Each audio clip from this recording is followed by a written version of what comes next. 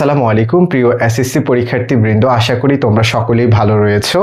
তোমাদের বাংলা প্রথম পত্র বইয়ে যে কবিতাটি রয়েছে একদম প্রথমেই সেটি হলো বন্দনা। এই বন্দনা কবিতাটি লিখেছেন কবি শাহ মোহাম্মদ সগীর। তিনি মধ্যযুগের কবি। মধ্যযুগ এবং তার পূর্বে প্রাচীন যুগ, এই দুটি যুগ ছিল একদম দেবতার উপর নির্ভর করা এক ধরনের সাহিত্যের যুগ, যেখানে মানুষ তার নিজের কথা বলার চেয়েও সৃষ্টিকর্তা এবং তার আশেপাশের পরিবেশ নিয়ে বেশি ব্যস্ত থাকতো। ঠিক এই শাহ মোহাম্মদ সগীর তার এই কাব্যগ্রন্থ মূলত ইউসুফ জুলেখাতে তিনি মানুষের কথা বলেছেন, তিনি নবী রাসূলদের কথা বলেছেন এবং লিখতে লিখতে তিনি তার নিজস্ব যে রোমান্টিক প্রণয়োপাখ্যান সেটি তুলে ধরার চেষ্টা করেছেন। সেই বড় কাব্যগ্রন্থেরই একটি ছোট কবিতা, যেটি বন্দনা কবিতা, আমাদের এই বইয়ে স্থান পেয়েছে। মূলত বড় কাব্যগ্রন্থের শুরুতে যে কোনো লেখক সেই সময় তার ছোট পরিচিতি তুলে ধরতেন। তিনি কোথায় জন্মগ্রহণ করেছেন, তার পিতামাতারা কেমন থাকতো এবং তার নিজস্ব নামের পরিচিতিও তুলে ধরতেন। ঠিক আমরা এই বন্দনা কবিতার যে 18টি লাইন আমাদের বইয়ে পাঠ্য রয়েছে, সেই 18টি লাইনে আমরা দেখব সেই সময় অর্থাৎ মধ্যযুগে শাহ মোহাম্মদ সগীর কেমন পরিবেশে বড় হয়েছেন, তার পিতামাতা কেমন ছিল, গুরুজন কেমন ছিল এবং তার নিজস্ব ছোট পরিচিতি। আর দেরি না করে আমরা একদম লাইন বাই লাইন এই কবিতার প্রত্যেকটি বিষয় নিয়ে আলোচনা করতে চাই। প্রথমেই ছোট একটি পরিচিতি আমি তোমাদের উদ্দেশ্যে তুলে ধরতে চাই। তোমরা দেখতে পাচ্ছ বোর্ডে আমি লিখেছি কবির নাম হলো শাহ মোহাম্মদ সগীর এবং তিনি যে কবিতাটি লিখেছেন সেটি হলো বন্দনা। এই বন্দনা কবিতাটি যে মূল বিষয়টিকে কেন্দ্র করে রচিত হয়েছে সেটি হলো গুরুজনের প্রতি প্রশংসা।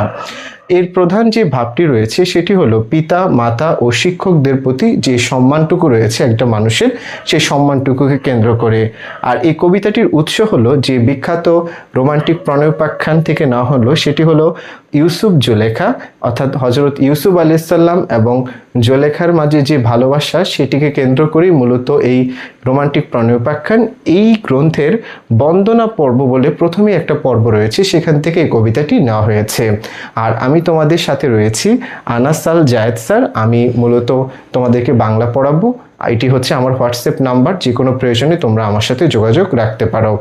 আমি প্রথমেই চলে যাচ্ছি এই কবিতার একদম প্রথম যে লাইন বলছে, দ্বিতীয় প্রণাম করো মাও বাপে, অর্থাৎ প্রথমে তিনি স্রষ্টাকে আল্লাহকে প্রণাম করছেন এবং দ্বিতীয় তিনি প্রণাম করছেন যে তার যে পিতামাতা রয়েছে, অর্থাৎ সেই পিতামাতাকে তিনি প্রণাম করছেন। এখানে প্রণামটি মূলত হচ্ছে শ্রদ্ধা অর্থে ব্যবহৃত হয়েছে। দ্বিতীয় লাইনে বলছেন, জান দয়া হন্তে জন্ম হইল বসুধায়। বসুধা বলতে পৃথিবী। আমরা একটু দেখি তিনি এই যে লাইনটি লিখেছেন তার সহজ বাংলা হলো, যাদের দয়ায় আমি এই পৃথিবীতে জন্ম নিয়েছি। তৃতীয়ত তিনি বলছেন, পিঁপড়ায় ভয়ে মাও না থুইলা মাডিত। এর অর্থ হলো, পিঁপড়া তো আমরা জানি পিঁপড়া, আর মাটি তো বলতে মাটি অর্থে ব্যবহৃত হয়েছে।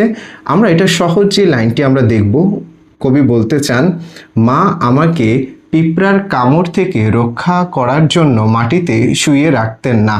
এই লাইনটার একটু ইম্পর্টেন্স হচ্ছে, সেই সময় কিন্তু বাংলাদেশের যে ঘরবাড়িগুলো আজকে আমরা দেখতে পাচ্ছি এরকম ছিল না।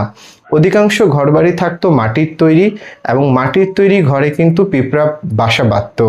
ছোট বাচ্চা পিঁপড়া কামড় দিতে পারে, পিঁপড়া নাকে মুখে প্রবেশ করতে পারে, সেই ভয়ে মারা কিন্তু মাটিতে তার বাচ্চাকে না রেখে তিনি তার কাছাকাছি রাখতেন, কোলে রাখতেন। এটি লেখক এখানে বোঝানোর চেষ্টা করেছেন। বলছেন, কোল দিয়া বুক দিয়া জগতে বিদিত। এর অর্থ হলো, মা আমাকে কোলে ও বুকে আগলে রেখে পৃথিবীতে বড় করেছেন। 5 নং যে লাইনটি হলো সেটি হলো, অশক্য আসিলু মুই দুর্বল সাবাল। এখানে মূলত হচ্ছে অসক্ষ, এটা বলতে বলতে অসুস্থ অর্থে ব্যবহৃত হয়েছে। আসিলু বলতে ছিলাম, মুই বলতে আমি, দুর্বল বলতে আমরা তো জানি দুর্বল, আর সাবাল বলতে সাধারণ শিশু বাচ্চা, এই অর্থে আমরা সাবাল অর্থে ব্যবহার করে থাকি। আমি ছোটবেলায় খুব দুর্বল ও অসহায় শিশু ছিলাম, কবি বলতে চান। তাই আমরা এই লাইনটি পুনরায় একটু পড়তে চাই। আমি ছোটবেলায় খুব দুর্বল ও অসহায় শিশু ছিলাম। 6 নং যে লাইনটি রয়েছে সেখানে তিনি বলছেন, তান দয়া হন্তে হইল এ ধর বিশাল, এই ধর বলতে এখানে দেহ অর্থে ব্যবহৃত হয়েছে। তাদের দয়াতেই আজ আমার শরীর বড় ও শক্ত হয়েছে। 7 নং লাইনে তিনি বলছেন, না খাই খাওয়ায়ে পিতা, না পড়ি পড়ায়ে। অর্থাৎ এতক্ষণ তিনি তার মা সম্পর্কে বলছেন। 7ম লাইনে এসে তিনি প্রথম পিতার নাম উচ্চারণ করলেন। সেখানে তিনি বলছেন না খাই মানে বাবা নিজে না খেয়ে, পিতা না পরি, এখানে পরি বলতে যেটি বোঝানো হচ্ছেন, পরি বলতে হচ্ছে পরিধান অর্থে অর্থাৎ পোশাক অর্থে ব্যবহৃত হয়েছে। তাই আমি লাইনটা যদি একটু পড়ি, বাবা নিজে না খেয়ে আমাকে খাইয়েছেন, নিজে না পড়ে আমাকে পড়িয়েছেন। 8 নং লাইন নিয়ে কথা বলবো। এখানে তিনি বলছেন কত দুঃখে, কত দুঃখে বলতে কত কষ্টে, একে একে বছর, বছর গঙ্গায় মানে অতিবাহিত করা, অর্থাৎ বাবা মা অনেক কষ্ট করে আমাকে বড় করেছেন। পিতাক, পিতাক বলতে হচ্ছে পিতা। নেহায় জিউ, জীবন যৌবন, বাবার জীবন ও যৌবন সন্তানদের জন্য ব্যয় হয়েছে। কনে বা সুধিব তান ধারক কাহন, সুধিব বলতে পরিশোধ করব। ধারক মানে হচ্ছে ঋণ করা এবং কাহন মানে হচ্ছে ধার করা, একই বিষয়। বলছে আমি কিভাবে তাদের এই ঋণ শোধ করব। ওস্তাদে, ওস্তাদে বলতে বুঝবো শিক্ষককে। ওস্তাদে প্রণাম করো পিতা হন্তে বারো, হন্তে বারো বলতে পিতার চেয়ে বড়। অর্থাৎ কবি বলতে চান আমি গুরুকে, ওস্তাদ বলতে গুরুকে, শিক্ষককে সম্মান করি কারণ তিনি পিতা হতেও বড়। দোসর, দোসর বলতে দ্বিতীয়। দোসর জনম দিলা তিহ, তিহ বলতে আমাকে, যে আমহার, এখানে একটু দেখো যে আমরা কিন্তু লিখব এভাবে, কিন্তু উচ্চারণ করার ক্ষেত্রে আগে মটা চলে আসবে। আমরা যখন লিখছি তখন কিন্তু হ নিচে আমরা হল চিহ্ন বা হস চিহ্ন দিলাম, যোগ চিহ্ন দিলাম এবং ম লিখেছি, কিন্তু উচ্চারণের ক্ষেত্রে আগে মটা চলে আসবে। বলবো যে আমহার। তাহলে আমরা এটার বাংলা অর্থ দাঁড়াই গুরু আমাকে দ্বিতীয় জন্ম দিয়েছেন অর্থাৎ জ্ঞান দিয়েছেন। আমহা পুরবাসী আছো যথ পৌরজন, এর অর্থ হচ্ছে আমরা শহরে, পৌর বলতে শহরের বাসিন্দা, আমরা এখানে একসাথে বসবাস করি। ইষ্ট বলতে প্রিয়জন আপনজন, মিত্র বলতে বন্ধু, ইষ্ট মিত্র আদি যথ পৌরজন, এর অর্থ হলো আপনজন, বন্ধু বান্ধব এবং অন্যান্য সবার উপস্থিত সকল সদস্যগণ। এবার বন্দনা কবিতার শেষ 4 লাইনে আমরা চলে এলাম। কবি বলছেন 15তম লাইনে, তান সবান পদে মোহার বকুল ভক্তি, অর্থাৎ তার সমান সম্মানিত পদে আমার ভক্তি বা সম্মান রয়েছে।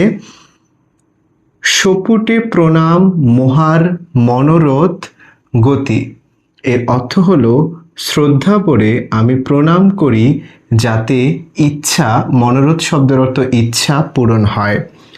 মোহাম্মদ সগীর, এখানে কিন্তু একটু বলে রাখি মধ্যযুগের কবিরা তাদের কবিতার ভিতরেই নিজের নাম লিখে দিতেন, যাতে এই কবিতাটি, বর্তমানে যেমন কপিরাইট একটা গুরুত্বপূর্ণ বিষয়, আর আগের দিনে কবিতার মাঝে কবির নাম থাকা বলার মানেই হলো আমরা প্রকৃত কবিকে যেন জানতে পারি।